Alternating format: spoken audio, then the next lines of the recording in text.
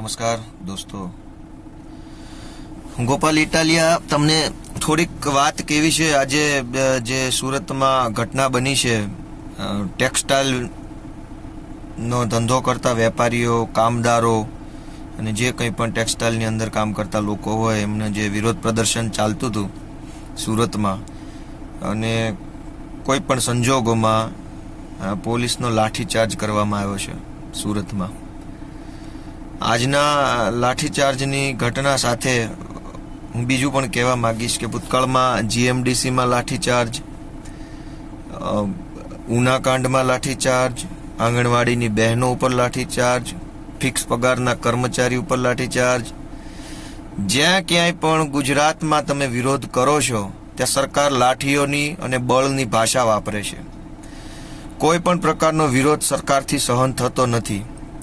25 વર્ષ સુધી શાંતિથી લોકોએ રાજ કરવા દીધું, એમનો અંધ વિકાસને માથે ચડાવ્યો, ત્યાં સુધી બધું સારું હતું. પણ જેવી વિકાસની પોલ ખુલી ગઈ અને લોકો સરકારની વિરુદ્ધમાં આવી ગયા એટલે સરકારે લાઠીઓની ભાષા બોલવાનું ચાલુ કરી દીધું.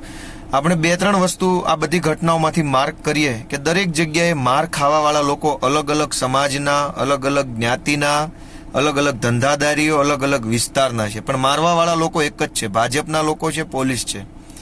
બહુ વિચારવા જેવી વાત છે કે જીએમડીસીમાં પાટીદારો માર ખાય છે, ઉનામાં દલિતો માર ખાય છે, સુરતની ટેક્સટાઇલ માર્કેટમાં વાણિયા વેપારી માર ખાય છે, ફિક્સ પગારદારોમાં બેધી જ્ઞાતિના લોકો માર ખાય છે. શા માટે હજુ આપણા મનમાંથી ભાજપનું ભૂત ઉતરતું નથી? આ બધી ગેમ એક સાયકોલોજીકલ ગેમ છે, સમજવા જેવી. ભાજપે એવું માની લીધું છે અને ભાજપને એવું 100% કોન્ફિડન્સ છે કે લોકો ગમે તે કરશે, આપણે મારીશું, આપણે ધોકા મારીશું, જેલમાં પૂરીશું, ખોટા કેસ કરીશું, પણ લોકો કોંગ્રેસને કે બીજી કોઈ પાર્ટીને પોતાનો ઓપ્શન માનતા નથી. એટલે અલ્ટિમેટલી વોટ ભાજપને જ મળવાના છે. અને ભાજપને વોટ આપવા માટે ગાય, ગોબર, ગૌમૂત્ર, ગાયનું પૂંછડું, જમીન, ફલાણું, બાવા, સાધુ, કથાકાર, કલાકાર, ડિસ્કો ડાન્સ આ બધું કરાવી અને ભાજપ વોટ લઈ લેશે, પણ આખરે તમને બધાને મારશે. ઘણી બધી વેદનાઓ આપણા બધાની અંદર એક સમાન છે, પણ આપણી મોટામાં મોટી ભૂલ આપણને બધાને નડે છે કે આપણે ભાજપના ઓપ્શન તરીકે કોઈ પણ પાર્ટીને આપણે બિલીવ કરતા નથી. અને આ મોટામાં મોટી ભૂલ છે કે આપણા કુલા ઉપર રોજ દંડાવો પડે છે, પણ આપણે સુધરવાનું નામ લેતા નથી. આપણી અંદર કમળ ઘૂસી ગયું છે. જ્યાં સુધી આપણી અંદરથી કમળ નીકળશે નહીં, સામે ગમે તેવી પાર્ટી હોય, પણ કમળ જો આપણા મગજમાંથી, આપણા લોહીમાંથી, આપણા વિચારમાંથી નહીં નીકળે તો સમજી લેજો કે બહાર જશો તો પોલીસના હાથનો માર ખાધા વગર ઘરે પાછા નહીં આવો. ગઈકાલે પાટીદારો હતા, પરમદાડે દલિતો હતા, આજ વેપારી છે. ભાજપને પોતાનો વિરોધ બિલકુલ પસંદ નથી. તમે બીજી પણ એક વાત વિચારો કે આટલી ઘટનાઓ ગુજરાતમાં બને છે, ક્યાંય તમે સાંભળ્યું કે કોઈ ભાજપના માણસને દંડો વાગ્યો, કોઈ ભાજપના માણસે, ભાજપના કાર્યકર્તાએ કે હોદ્દેદારોએ સરકાર વિરુદ્ધમાં ઉપવાસમાં બેઠવું પડ્યું? ક્યાંય સાંભળ્યું કે ભાજપના માણસને ન્યાય માટે થઈને રેલીઓ કાઢવી પડી? ક્યાંય સાંભળ્યું કે કોઈ ભાજપનો હોદ્દેદાર છે એને પોતાની જમીનની અંદર કોઈ ગુંડાએ દબાણ કર્યું કે એના ખેતરમાં આમ તેમ થયું કે કંઈ પણ થયું એટલે ભાજપના કોઈ માણસે સરકાર વિરુદ્ધમાં મોરચો ખોલવો પડે એવું સાંભળ્યું? શા માટે તમામ લોકો સાથે અન્યાય થાય છે પણ ભાજપને ન્યાય મળી રહેશે? આ વસ્તુ વિચારવા જેવી છે. હવે લોકો નક્કી ઘણી વખત એવી મોટા ભાગે એવી ચર્ચા થાય છે કે ભાજપ છે, ઠીક છે, ખરાબ છે, આમ છે, તેમ છે, બધું, પણ ભાજપ કરતા સારું બીજું કોણ? લોકોને આ સવાલ મૂંઝવે છે અને આ મૂંઝવતા સવાલનો ગેરફાયદો ભાજપ સરકાર 25 વર્ષથી લઈ રહી છે.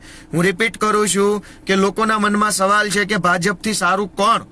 પણ હવે વિચારવાનો સમય આવી ગયો છે કે ભાજપથી ખરાબમાં ખરાબ બીજું કોઈ નથી, અને એ વિચારીને જ બટન દબાવવાના છે. મનની અંદર એક વખત નક્કી કરી લેશો કે મરી જાઓ તો પણ ભાજપને મત નહીં, સગો બાપ ઉભો રહે તો પણ ભાજપને મત નહીં, અને ખુદ આવીને ભગવાન શ્રી રામ પણ ભાજપમાંથી ઉભા રહે તો પણ ભાજપને મત નહીં. આવું જ્યાં સુધી નક્કી નહીં કરો ત્યાં સુધી તમારા કુલા ઉપર ધોકા પડશે, તમારા ખૂન થશે, મર્ડર થશે, તમને અન્યાય થશે, ન્યાય માટે રેલીઓ કાઢશો ને જેલમાં પૂરશે, બધું થશે. એટલે સમય નજીક આવી ગયો છે કે ખુદ ભગવાન શ્રી રામ આવીને ભાજપમાંથી ઉભા રહે તો પણ હવે ભાજપને મત નથી આપવાનો. એવું કમિટમેન્ટ જ્યાં સુધી તમે પોતાને ખુદને નહીં કરો ત્યાં સુધી આ ભાજપ સરકાર તમારી મજબૂરીનો અને તમારા અંદર જે વિચારોની અંદર જે ઉણપ છે, પોલિટિકલ ઉણપ, એનો ફાયદો લેશે અને તમને મારતી રહેશે. જ્યાં જુઓ ત્યાં ધોકાઓ, પોલીસના કેસો, જેલમાં જવાનું. શું ગુજરાતની અંદર બીજા કોઈ ગુનેગારો નથી? હજારો બુટલેગરો ખુલ્લે આમ રખડે છે, ખનન માફિયાઓ ખુલ્લે આમ રખડે છે, શિક્ષણનો વેપાર કરીને કરોડો રૂપિયા બનાવી લેનારા ગુંડાઓ ખુલ્લે આમ રખડે છે, જીતુ વાઘાણી જેવા હરામખોરો વોરંટ આવવા છતાં ખુલ્લા રખડે છે. હમણાં દેવજી ફતેપુરાનો વોરંટ આવ્યો, એ પણ ગુંડો છે. અમિત શાહ ગુંડો છે, સુરતનો CR પાટીલ ગુંડો છે. ઠેર ઠેર ખૂણે ખૂણે ખાંચરે ખાંચરે ભાજપના ગુંડાઓ ચૂંટાઈને બેઠા છે કે વગર ચૂંટાએ ગુંડાગીરી કરે છે. છતાંય આપણી ભૂલ એટલી છે કે આપણને હજુ ભાજપથી સારો ઓપ્શન દેખાતો નથી, અને એ ભૂલનો ફાયદો ભાજપ લઈ અને તમારા કુલા ઉપર ધોકા પાડે છે. સુધરી જાઓ, જાગી જાઓ, સમજી જાઓ. મારવા વાળાનો એક જ ધર્મ છે, એક જ જ્ઞાતિ છે, પોલીસ ધર્મ છે, અને ભાજપ એની જ્ઞાતિ છે. માર ખાવા વાળા અલગ અલગ ધર્મના છે, અલગ અલગ જ્ઞાતિના છે, અલગ અલગ વિસ્તારના છે. નહીં સુધરો તો તમારી આવતી પેઢીઓ તમને ગાળો દેશે, તમારી ઉપર થૂકશે, મૂતરશે તમારા ઉપર. એટલે સુધરી જાઓ મહેરબાની કરીને, અને સમજો કે આ વખતે 121 સીટોથી તમને આ જાદુ જોવા મળે છે. ભારતીય જનતા પાર્ટીની ગુજરાત વિધાનસભામાં 121 સીટો જ છે ફાલી. હજુ દાવો 151 નો છે. જો 121 ના જાદુથી તમને સંતોષ ન હોય તો 151 સીટ માટે મત આપજો, અને પછી જોજો ભાજપનો કાલા જાદુ કેવો છે. એટલે સુધરી જાઓ. 121 સીટના જાદુથી જો સંતોષ થઈ ગયો હોય, પાછા વળી જાઓ. કોંગ્રેસને વોટ આપો, આમ આદમી પાર્ટીને વોટ આપો, કોઈ પણ પાર્ટીને વોટ આપો, પણ ભાજપને બિલકુલ વોટ આપશો નહીં. જો 151 સીટનો કાલા જાદુ જોવો હોય તો અને તો જ ભાજપને વોટ આપજો. બાકી હું સંકલ્પ કરું છું કે 121 સીટના જાદુથી મને સંતોષ છે. હવે વિકાસથી સંતોષ છે. હવે મારે વધારે વિકાસ જોતો નથી. પછવાડા ફાટી ગયા છે, કેસોની તલવારો ઉપર લટકે છે. એટલે દરેક સમાજ, ગુજરાતનો દરેક જ્ઞાતિ, દરેક પ્રદેશ, દરેક લોકો વિચારે, સમજે કે 121 સીટના જાદુથી સંતોષ છે કે હજુ વધારે આગળ. એટલે 151 સીટોનો જે નિર્ધાર છે, આપણે પણ ગુજરાતના લોકો નક્કી કરીએ કે આવતા 151 વર્ષ સુધી ભાજપની ગુજરાતમાં એક પણ સીટ ન આવી જોઈએ. 151 સીટ તો પછી. એટલે સમજી લઈએ, આજ ગમે તેને માર્યા છે, કાલ ગમે તેને મારશે. ભાજપ સત્તા લક્ષી, સત્તા કેન્દ્રી, સત્તા પ્રેમી પાર્ટી છે, અને સંઘના હરામખોર ચડ્ડાઓ, ગુલામો, આ બધાને આપણે આપણા મઠના બટનથી એમની ઓકાત બતાવી દઈએ. પગના તળિયા બરાબર પણ સંઘની ઓકાત નથી. એ હરામખોર સંઘના લોકોને, ચડ્ડાઓને આપણે આપણી તાકાત બતાવી દઈએ અને એને એની ઓકાત બતાવી દઈએ. એ માટે થઈ જ્યાં પણ વોટ આપવો હોય ત્યાં આપો. કોંગ્રેસને આપો, આમ આદમીને આપો, ખાસ આદમીને આપો, પણ ભાજપને વોટ આપશો નહીં. ભાજપને વોટ આપ્યો મતલબ ધોકા પડશે, તમારી બેન દીકરીઓ પર બળાત્કાર થશે, તમારા છોકરાને શિક્ષણના નામ ઉપર લૂંટવામાં આવશે, તમારી જમીનો હડપી લેવામાં આવશે, તમારી જમીનમાં ખનીજ હશે તો મફતમાં કાઢી લેવામાં આવશે, ભંગાર રોડ રસ્તા ઉપર ચાલવાની ફરજ પાડવામાં આવશે, અને જો વિરોધ કરશો તો જેલમાં ધકેલી દેવામાં પણ આવશે.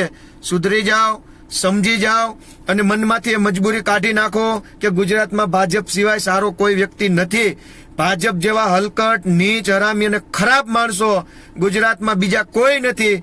કદાચ કોઈ પણ બીજી સરકાર આવીને વિકાસ નહીં કરે તો પણ ચાલશે, રોડ નહીં બનાવે તો પણ ચાલશે, પણ દંડા મારવા વાળી સરકાર હવે નહીં ચાલે, જેલમાં પૂરવા વાળી સરકાર નહીં ચાલે, ખોટા કેસ કરવા વાળી સરકાર નહીં ચાલે. આજ હું છું, કાલ તમે હશો, પરમ દિવસે તમારા પરિવારમાંથી કોઈ હશે. 151 સીટ ન આવી જોઈએ. 121 પણ કાલા જાદુ તમને દેખાઈ રહ્યો છે. વધારે વાત નથી કરતો. જેટલો ગુસ્સો, આક્રોશ મારી અંદર છે એટલો જ તમારા અંદર હોવો જોઈએ. જો નહીં હોય તો કાલ પોલીસના દંડા ખાઈને તમારી અંદર આક્રોશ ઉભો થશે, ને ત્યારે તમે લાચાર બની અને ભાજપના તળિયા ચાટવા મજબૂર થઈ જશો.